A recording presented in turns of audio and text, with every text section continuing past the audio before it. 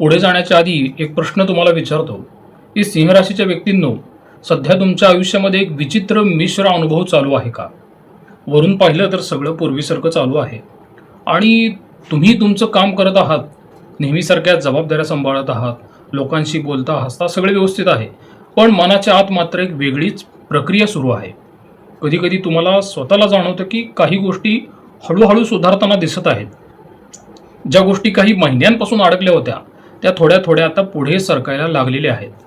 आणि कधी एखादी संधी दिसते, कधी एखादा प्रश्न सुटण्याचा जवळच आलेला असतो आणि त्या क्षणी असं वाटतं की आता परिस्थिती तुमची बदलायला सुरुवात झालेली आहे. पण लगेच दुसऱ्या एखाद्या ठिकाणी नवीन ताण तयार होतो. कधी अचानक एखादी अडचण उभी राहते, कधी एखादा व्यवहार अडकतो, कधी एखाद्या व्यक्तीचं वागणं अचानक बदलतं. म्हणूनच काय की सध्या तुमच्या मनामध्ये एक असा विचित्र प्रश्न तयार होतो की नेमकं चाललंय काय? काही गोष्टी सुधारत आहेत, पण काही गोष्टी अजूनही तुम्हाला गुंतागुंतीच्या का वाटत आहेत? कधी कधी तुम्ही शांत बसून सगळ्या परिस्थितीकडे पाहता आणि मनात एक तुमचा विचार येऊन जातो की आता काहीतरी बदलाच्या टप्प्यावर आलेला आहे, पण अजूनही सगळं पूर्णपणे स्पष्ट झालेलं नाहीये ना. म्हणूनच कधी कधी थोडं जाणवतं बरं का की तुम्हाला अस्वस्थता आलेली आहे. आणि आश्चर्याची गोष्ट अशी आहे की हा अनुभव सध्या सिंह राशीच्या लोकांना जास्त जाणवतो. आणि यामागे एक कारणही स्पष्ट आहे.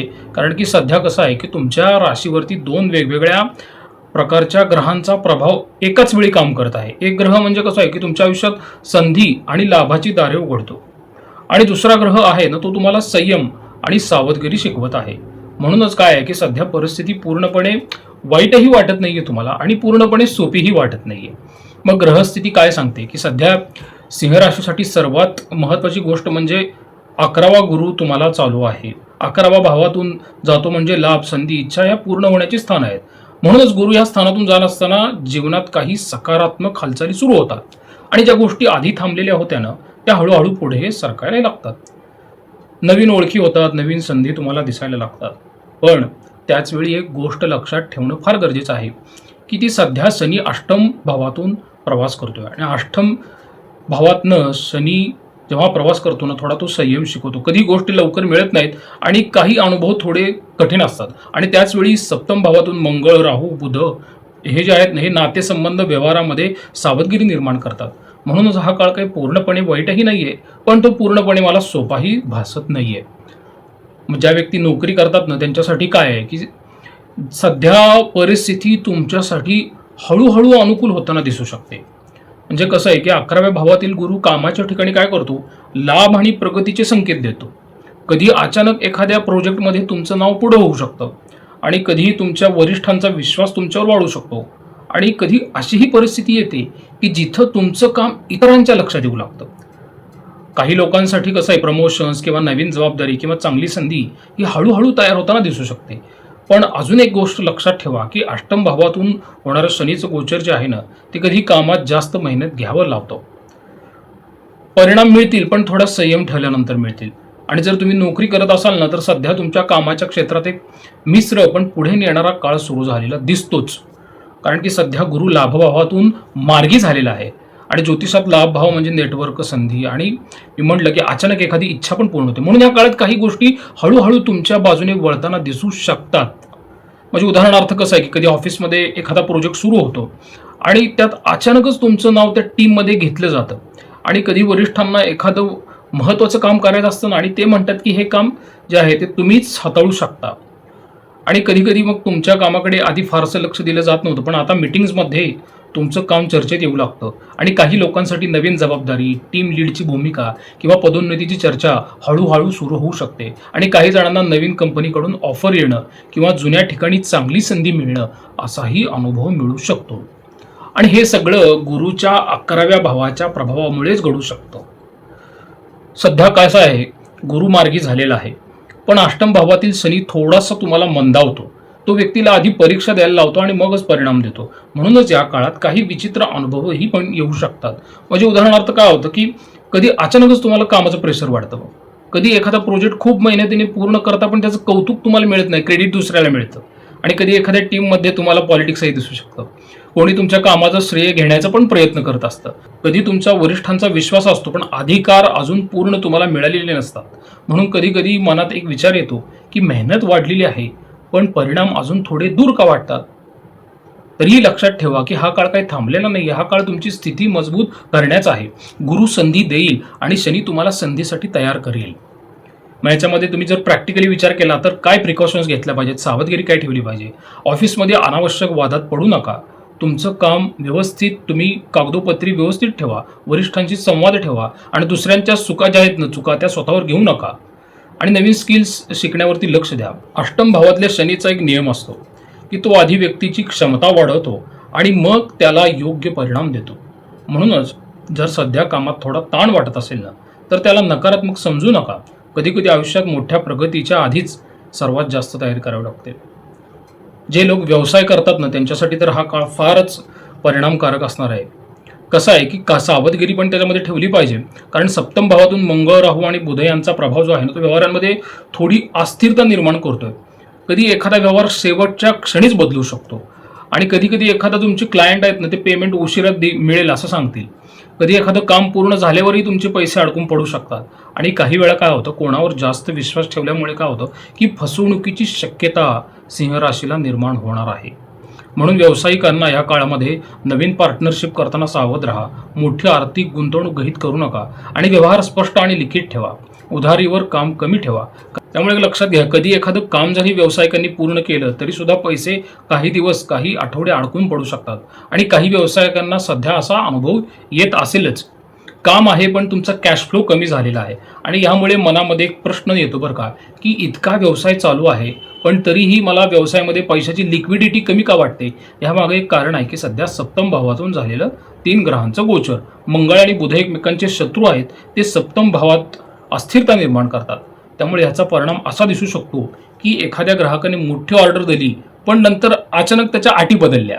आणि कधी एखाद्या व्यक्तीने पार्टनरशिपबद्दल बोललं पण त्यानंतर त्याची भूमिका बदलली. आणि कधी एखाद्या व्यवहारात समोरचा व्यक्ती पूर्ण माहिती न देता निर्णय घेण्याचा प्रयत्न करतो. आणि काही वेळा असंही घडू शकतं बरं का की तुम्ही एखाद्यावर विश्वास ठेवून काम सुरू करता पण नंतर लक्षात येतं की संपूर्ण जबाबदारी तुमच्यावरच आलेली आहे.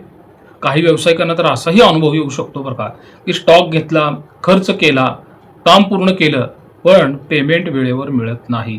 म्हणूनच सध्या नफा आणि कॅश फ्लो ह्याच्यामध्ये तुम्हाला तणाव जाणवू शकेल. पण एक गोष्ट स्पष्ट समजून घ्या, हा काळ काही व्यवसाय संपवण्याचा नाहीये. हा काळ व्यवहार अधिक शहाणपणाने करण्याचा आहे. म्हणून तुम्ही एक प्रॅक्टिकली विचार केला तर काही सावधगिरी लक्षात ठेवा. मोठा ऑर्डर घेताना ॲडव्हान्स निश्चित घेतला पाहिजे. व्यवहार शक्यतो लिखित स्वरूपात ठेवा. नवीन पार्टनरशिप काही लगेच फायनल करू नका आणि तुम्ही उधारीवर जास्त काम करू नका. खर्चावर नियंत्रण ठेवा. कारण की सध्याची ग्रहस्थिती अशी गोष्ट शिकवते की नाही की विश्वास ठेवा पण तपासून ठेवा ना. आणि अजून एक लक्षात ठेवा की कधी कधी व्यवसायात असाही काळ येतो जिथे नक्कीच प्रॉफिट कमी असतो पण अनुभव खूप मिळतो जो पुढच्या भविष्य काळात तुम्हाला उपयोगाला येईल. आणि हा अनुभवच कसा असतो की मोठ्या वाढीसाठी व्यावसायिकाला मदत करत असतो.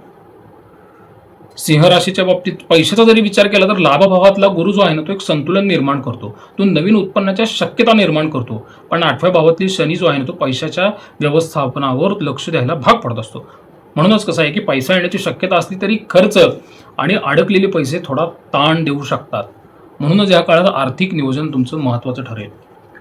नातेसंबंधांच्या बाबतीत जर विचार केला तर सध्या सिंह राशीचे अनेकांबरोबर खटके उडत आहेत. सध्या नातेसंबंधाच्या बाबतीत कसं आहे संवेदनशील परिस्थिती निर्माण झालेली दिसून येते. कारण की सप्तम भावात होणारं जे शत्रू ग्रहांचं गोचर आहे मंगळ, राहू, बुध नात्यांमध्ये ताण आणि गैरसमज निर्माण करते, संशय सुद्धा निर्माण करते. हा काही भाव फक्त विवाहाचा नसतो, तिथं भागीदारी किंवा व्यक्तींशी जोडलेले व्यवहार ह्याचाही असतो. म्हणून या काळात कधी कधी घरात किंवा नात्यांमध्ये अशी परिस्थिती दिसू शकते की कधी एखाद्या छोट्या गोष्टीवरून वाद अचानक वाढतो. कधी कधी एखादं साधं बोललेलं वाक्य जे असतं ना ते समोरच्या व्यक्तीला चुकीच वाटू शकतं. आणि कधी तुम्हाला असंही वाटू शकतं की समोरचा व्यक्ती आधीसारखा का वागत नाहीये, तो का बदलल्यासारखा वाटतो. आणि कधी जोडीदाराचा स्वभाव तुम्हाला नक्की चिडचिडाही वाटू शकतो. कधी घरातील जबाबदाऱ्या, पैसा किंवा बाहेरचा ताण या सगळ्यांचा परिणाम घरातील संवादांवर असू शकतो. म्हणून काही घरांमध्ये अशा प्रकारचे अनुभव हे दिसतील.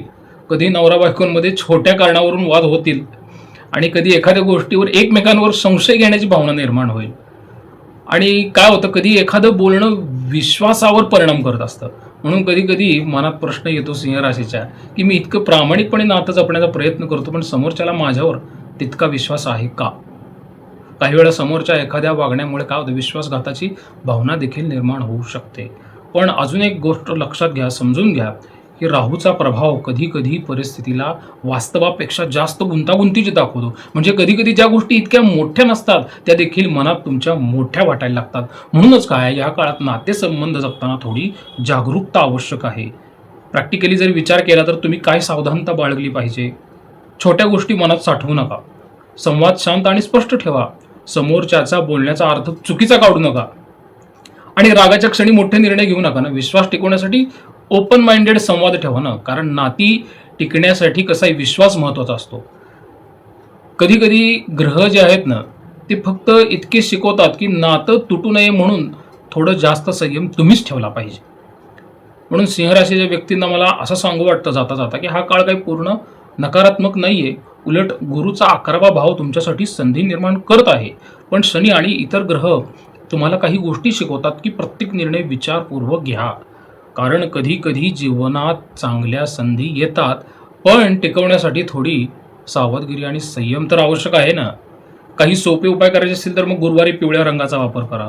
गरजू व्यक्तींना पिवळ्या रंगाचे अन्नदान करा. सूर्याला अर्घ्य द्या. वडील किंवा गुरुजनांचा आदर करा. मित्रांनो, 11 मार्च 2026 रोजी गुरुग्रह मार्गी झालेला आहे. तो इतके दिवस वक्री होता. अर्थातच तो सिंह राशीसाठी लाभदायक आहे. पण तरीसुद्धा इतर ग्रहांच्या गोचरीमुळे काही सिंह राशीला तात्कालिक अडचणी निर्माण झालेल्या आहेत. त्यांच्या करिअरमध्ये, तब्येतीमध्ये, कामाच्या ठिकाणी, व्यवसायाच्या ठिकाणी, नात्यांमध्ये. पण त्यासुद्धा कशा आहेत, त्या आता मार्गी लागतील. कारण की मार्गी झालेला गुरु अनेक वेगवेगळ्या प्रकारच्या समस्या सुटताना आपल्याला एक सिग्नल देत असतो आणि तो सिग्नल सिंह राशीला पुढील काळामध्ये मिळेल. गुरु मार्गी झाल्यानंतर आपल्या मनामध्ये किंवा आपल्या आजूबाजूला ज्या घटना घडतात ना, त्याचं मी एक चित्रीकरण ह्या व्हिडिओमध्ये सांगितलेलं आहे. तर ह्या व्हिडिओमध्ये मी सांगितलेल्या गोष्टींचा तुम्ही विचार करा आणि गुरु मार्गी झाल्यानंतर आता तो अगदी गुरु पालट होईपर्यंत अशा प्रकारच्या घटना ज्या आहेत किंवा अशा प्रकारची मानसिकता जी आहे ती तुमची तयार होऊ शकते, हे मला सांगायचं होतं. त्याच्यानंतर मग पुढील महिन्यामध्ये मंगळ आणि रवी यांचे जेव्हा गोचर बदलेल त्यावेळेस मग मी पुन्हा व्हिडिओ तुमच्यासाठी घेऊन येईल. प्रसाद कुलकर्णी, पंढरपूर. श्रीराम.